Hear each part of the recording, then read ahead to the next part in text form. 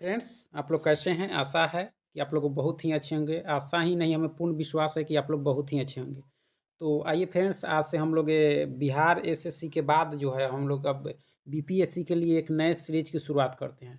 और इस सीरीज में जो है हम लोग देखेंगे कि बीपीएससी द्वारा यानी 1992 से अभी तक जितने भी एग्ज़ाम लिए गए हैं बीपीएससी के द्वारा, 1992 से अभी तक जितने भी बीपीएससी द्वारा एग्ज़ाम लिए गए हैं और उस एग्ज़ाम में जो जीके जीएस के जो प्रश्न पूछे गए हैं, उन प्रश्नों का यह सीरीज हम लोग शुरू कर रहे हैं। इस सीरीज में हम लोग उस जीके जीएस को कुछ विश्लेषण के साथ भी देखेंगे। तो चलिए शुरू करते हैं। अगर आप चैनल पर नए हो तो चैनल को लाइक और सब्सक्राइब जरूर करें। तो चलिए शुरू करते हैं। सबसे पहला प्रश्न है कि भारतीय राष्ट्रीय कांग्रेस ने किस वर्ष पूर्ण स्वराज का प्रस्ताव पारित किया था? भारतीय राष्ट्रीय कांग्रेस ने किस वर्ष पूर्ण स्वराज का प्रस्ताव पारित किया था? तो यह 1929 में। कब किया था फ्रेंड्स? 1929 में। और उस समय जो अध्यक्ष थे इसके, पंडित जवाहरलाल नेहरू थे।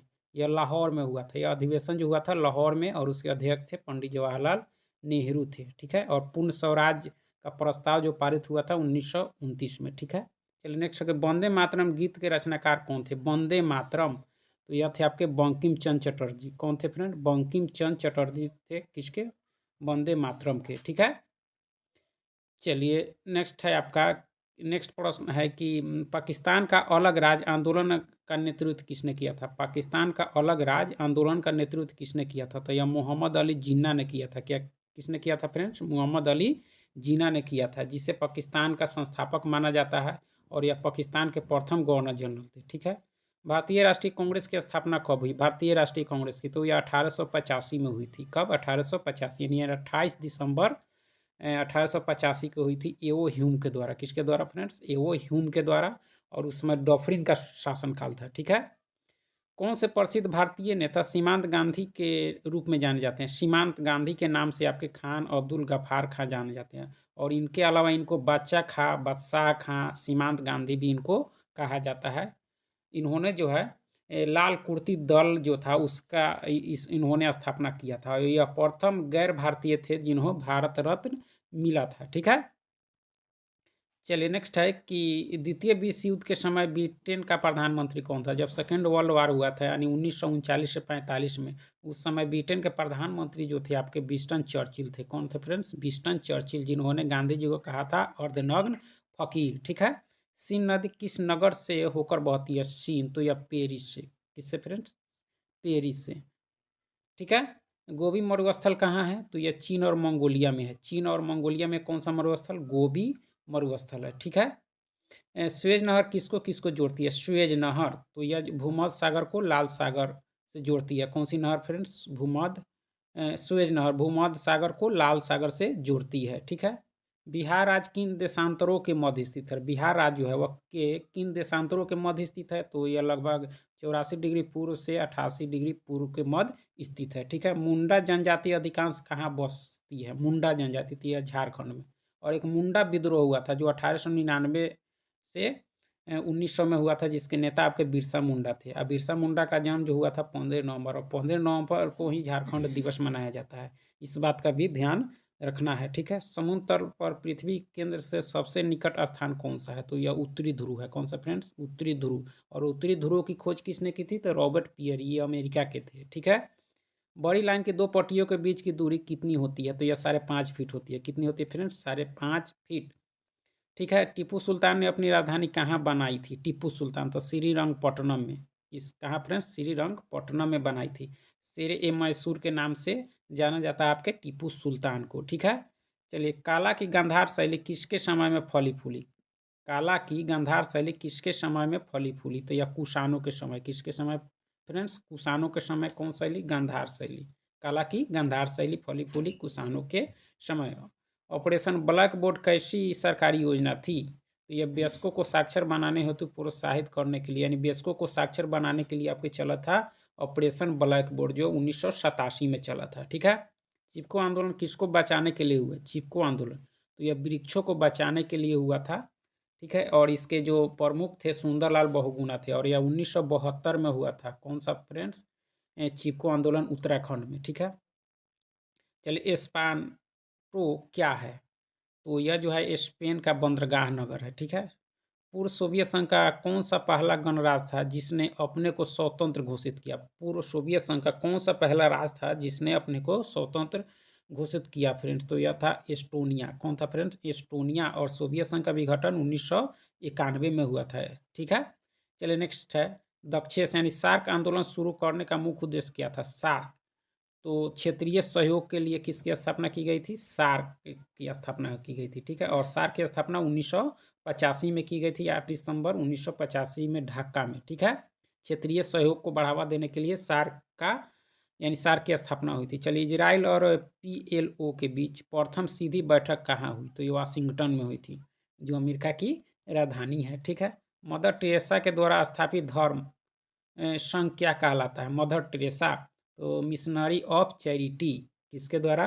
तो ये मदर टेरेसा को। और मदर टेरेसा को फ्रेंड्स 1980 में भारत रत्न मिला था और 1989 में नोबेल प्राइज मिला था। ठीक है, पंचशील का मुख्य विशेषता क्या है? पंचशील तो देशों के मध्य मित्रता और शांतिपूर्ण अस्तित्व के लिए कौन सा समझौता हुआ था? पंचशील, जो 1900 आपके 54 में हुआ था। ठीक है, चलिए नेक्स्ट है आपके कि बछेंद्री पाल का किस क्षेत्र में एक सुपरिचित नाम है? तो यह पर्वतारोहण यानी पर्वतारोहण थे आपके बछेंद्री पाल। ठीक है, और माउंट एवरेस्ट पर चढ़ने वाली पहली भारतीय महिला थी आपकी बछेंद्री पाल। ठीक है, पाश्चुराइजेशन एक प्रक्रिया है जिसमें क्या होता है? तो यह दूध को पहले बहुत देर तक गर्म किया जाता है और एक निश्चित ताप में अचानक ठंडा कर दिया जाता है। बैक्टीरिया को मारने के लिए भी आपका दूध को गर्म किया जाता है। ठीक है, एम्फीबिया किसको कहते हैं? एम्फीबिया जो है वह किसको कहते हैं फ्रेंड्स? तो यह इसको जो हम लोग कहते हैं जल एवं स्थल दोनों पर ही रह सकने वाले पशुओं को क्या कहा जाता है? एम्फीबिया।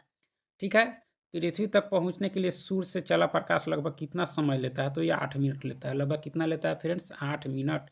स्टेनलेस स्टील किसकी मिश्र धातु है? तो लोहे और क्रोमियम की। किसकी फ्रेंड्स? लोहे और क्रोमियम की मिश्र धातु है आपके स्टेनलेस स्टील।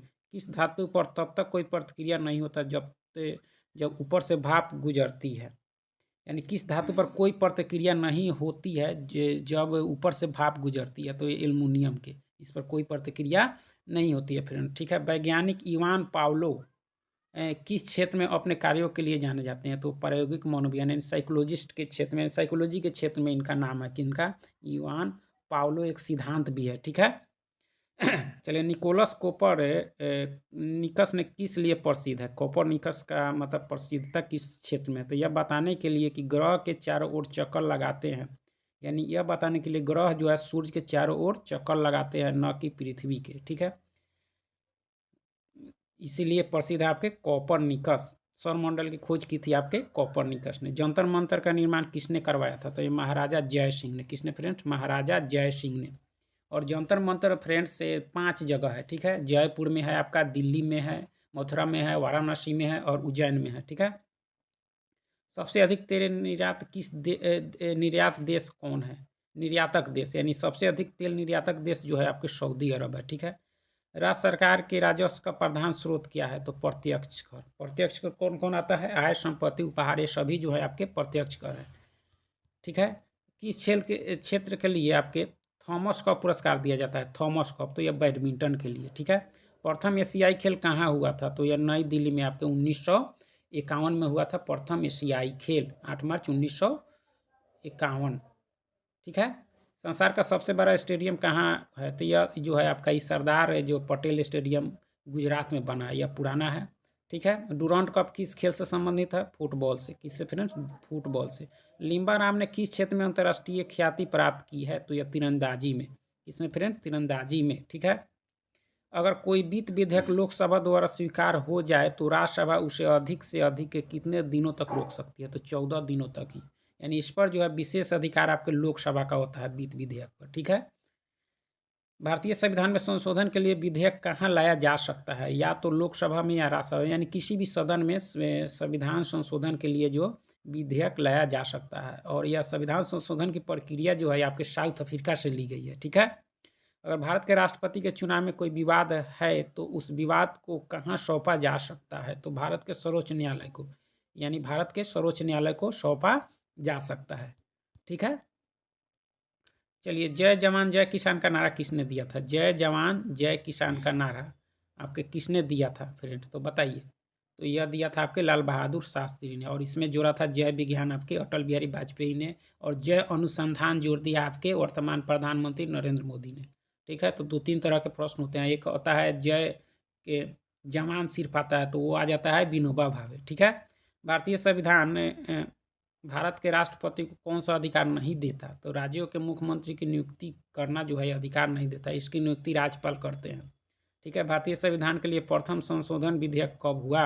1951 में प्रथम संशोधन विधेयक। ठीक है, सिक्किम भारत का एक राज्य किस संशोधन द्वारा बनाया गया था? सिक्किम। तो 35वें संविधान संशोधन के द्वारा कौन बना था आपका? सिक्किम। वह बना था आपके 16 मई 1975 में बना था। ठीक है, इसको ध्यान रखना है। चलिए, भारत के सर्वोच्च न्यायालय की स्वीकृति क्षमता क्या है? तो यह 24 है। फिर भारत में पंचायती राज की अनुशंसा के लिए बनी समिति के अध्यक्ष कौन थे? यानी बलवंत राय मेहता समिति, जो 1959 में सबसे पहले जो पंचायती राज व्यवस्था लागू हुआ था राजस्थान के नागौर जिला में, वो आपके बलवंत राय मेहता समिति के ही सिफारिश पर लागू हुआ था। ठीक है, उस समय पंडित जवाहरलाल नेहरू भारत के प्रधानमंत्री थे। चलिए, कौन से प्रसिद्ध भारतीय गुरुदेव के नाम से जाने जाते हैं? तो रविन्द्रनाथ टैगोर। ठीक है, महात्मा गांधी अपना राजनीतिक गुरु किनको मानते थे? तो गोपाल कृष्ण गोखले को, जो आपके सर्वेंट ऑफ इंडिया जो एक संस्था था उसके संस्थापक थे आपके गोपाल कृष्ण गोखले। साइमन कमीशन पहली बार कब आया था? साइमन कमीशन तो 1928 में आया था, जिसमें लाला लाजपत राय की जो लाठी से इनकी मृत्यु हो गई थी। ठीक है, साइमन कमीशन आपस जाओ, क्योंकि इसमें कोई भी भारतीय सदस्य नहीं थे। ऑटोबायोग्राफी ऑफ अननोन इंडिया पुस्तक किसने लिखा? तो नीरज सिंह चौधरी ने लिखा। ठीक है, इंडिया मीन्स फ्रीडम के लेखक कौन है? तो अबुल कलाम आज़ाद है, जो भारत के प्रथम शिक्षा मंत्री थे। ठीक है फ्रेंड्स, स्विट्जरलैंड में बोली जाने वाली प्रधान भाषाएं कौन सी है? तो जर्मन, फ्रेंच और इटालियन। स्विट्जरलैंड, जहाँ आपके प्रत्यक्ष लोकतंत्र है। क्या है फ्रेंड्स? यहाँ प्रत्यक्ष लोकतंत्र, और लोकतंत्र 2 प्रकार के होते हैं, प्रत्यक्ष और अप्रत्यक्ष। ठीक है, चलिए नेक्स्ट है आपका कि यूनेस्को की कार्य भाषाएं क्या है? यूनेस्को की तो अंग्रेजी और फ्रेंच है। ठीक है, लाइफ डिवाइन नामक पुस्तक किसने लिखी? तो अरविंद घोष। किसने फ्रेंड्स? अरविंद घोष। लक्षद्वीप टापू कहाँ अवस्थित है? तो यह दक्षिण पूर्व भारत में है, लक्षद्वीप। महारानी विक्टोरिया के भारत की समाधि कब नियुक्त किया गया था? तो 1877 में। कब फ्रेंड्स? 1877 में किया गया था। चलिए, भारत में जन्मे 2 अमेरिकी नागरिक जिन्हें विज्ञान के क्षेत्र में नोबेल पुरस्कार मिला। तो एक थे आपके हरगोविंद खुराना, जिन्हें आपको 1968 में मिला। और ऊर्जा में भारतीय कार्यक्रम के जनक कौन है? परमाणु ऊर्जा में भारतीय कार्यक्रम के जनक कौन है? तो H.J. भाभा हैं। ठीक है, अंतरिक्ष विज्ञान पर अनुसंधान और विकास का श्रेय किनको जाना जाता है? तो बी साराभाई को जाता है। कॉलिंग पुरस्कार किस क्षेत्र में दिया जाता है? विज्ञान को लोकप्रिय बनाने के लिए कौन सा दिया जाता है फ्रेंड्स? कॉलिंग पुरस्कार दिया जाता है। ठीक है, एक वयस्क भारतीय हाथी का भार लगभग कितना होता है? तो यह होता है 1000 किलोग्राम।